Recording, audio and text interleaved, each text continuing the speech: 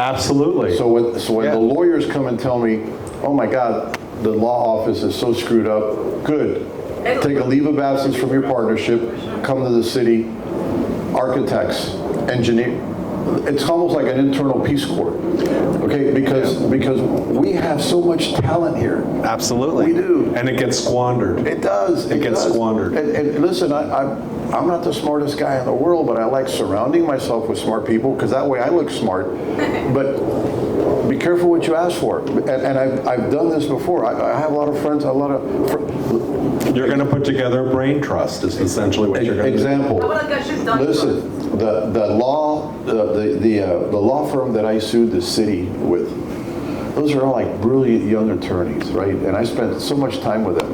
And they're like, you know, when you become mayor, you want to do and this. And I said, fine, why don't you quit your job and join me for 24 months and I'll place you in the city attorney's office. That's how you make a difference.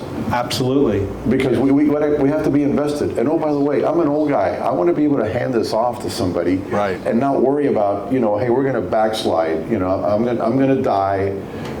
Victoria's going to sell my house and move to Arkansas, and then, you know, somebody's going to come behind me and then start the same thing that we were doing before. And the only way you do that, to your point, personnel is policy. Personnel is policy, and you put the right people in there and you let them go. Design of incentives, rewards. Well, you know, I'll tell you a really great story real quick. Sorry, real quick. Real quick. Hey. So, Mayor Suarez came to a fundraiser of mine 12 years ago, when he was going to run for mayor. And I said to him, here's a young guy, because he was the youngest mayor in the history. He's the youngest mayor of any city in America, by the way, just to let you know, he was one of the youngest mayors. And I said to him, I said, let me ask you a question. I said, what kind of future do you want the city of Miami to live into? He says, well, what do you mean by that? And I said, have you ever thought of standing 25 years in the future, turning around and looking back to see what the city should look like 25 years in the future? And I said, because when you do that, then you can derive what you have to do now, right, to get there.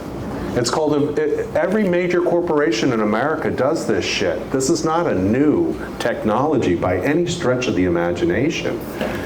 You know, he looked at me and he says, you know, maybe you should run for mayor, Bob. Well, at the time, I wasn't interested in running for mayor, and I'm glad he's running for mayor. Well, you can run for mayor later. I can run, but you and I are the same age, pal. We're not that far away. You know, I'm 65 this year, so I'm not that far behind you.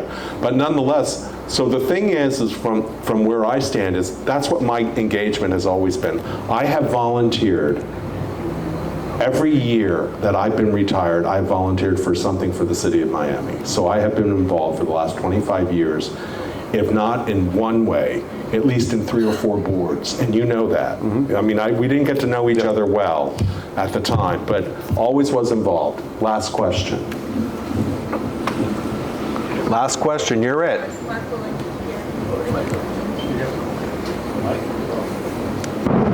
Ooh, nice. That was Anyways, great chat. Thank you. My name is Mark Willingham. I have a question for you because you said that if someone breaks the law, they have to vacate their office. Would you support and be behind prosecuting and putting them in prison, not just kicking them out of office? Absolutely, but remember, there's a difference between breaking the law and there's a difference between breaking your promise or breaking your oath of office.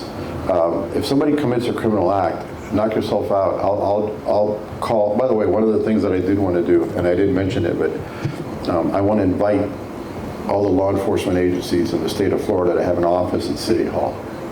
One-stop shopping, and I've said this very publicly.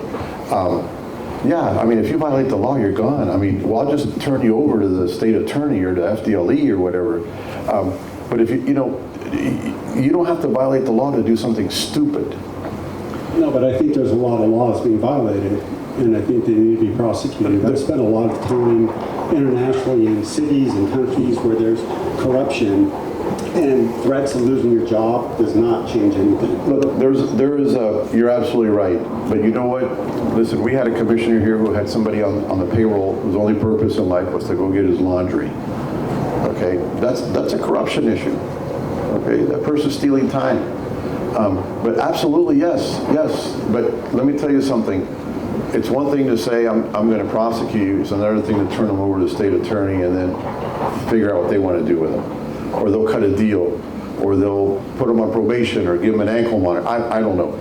But to answer your question, yes, we as a public entity, we should never ever make corruption acceptable. Right. Ever. Bravo. Okay? And there's no difference between big corruption, little corruption with a capital C and a little. No, that's why you're in government. That's why you are a public servant. Okay? And right now, the public thinks that our government is not serving the public. Serving us, They're yeah. serving themselves. And they prove it just about every other week. They prove it. Well, If I can do one follow-up Sure. quickly. I live close to here in Midtown, and just to give an idea of the traffic issue, I had to think of whether it's faster to walk here or drive here.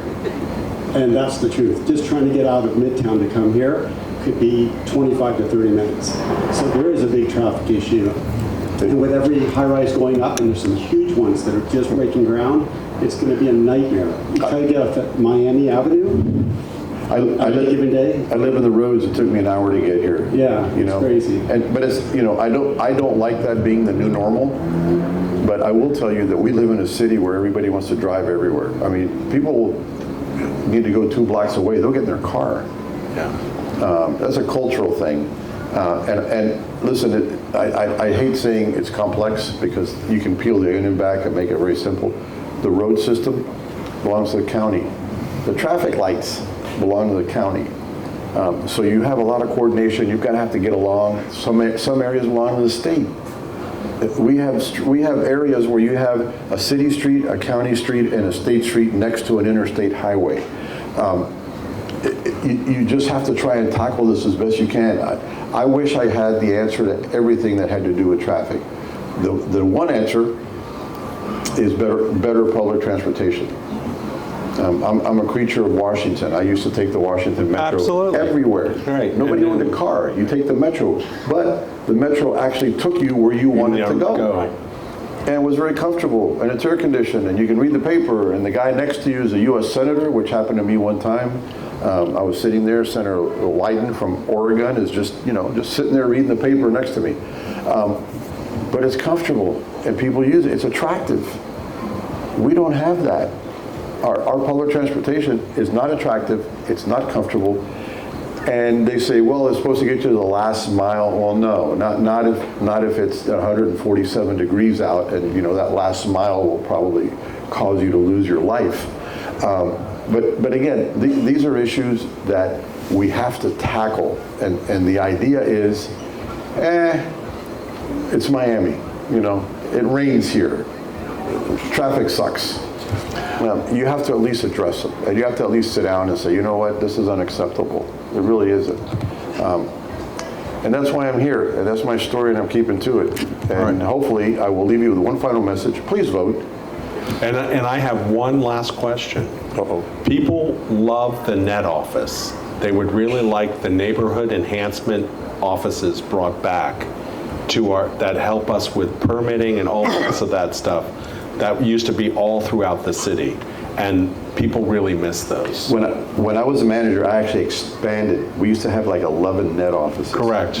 And all of a sudden, our esteemed commission decided that was a waste of real estate, that they should be their offices, their satellite offices. Wow. So they shut down. The whole net system was shut down.